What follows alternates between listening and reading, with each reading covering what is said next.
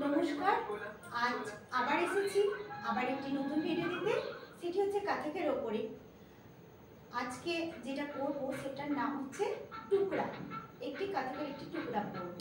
তো আগে পরিচয় করিয়ে দিই। আমার ছাত্রী এবং আমার কন্যা, ওর নাম।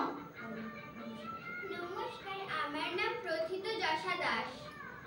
তো আজ আমি আমার এই ছাত্রীকেই পেয়েছি, তার কাজটাই দেখুন আমার সঙ্গে। এবার বলি টুকরা কাকে বলে। যে কোনো ছোট বলকে টুকরা বলে। এবার শুরু করছি।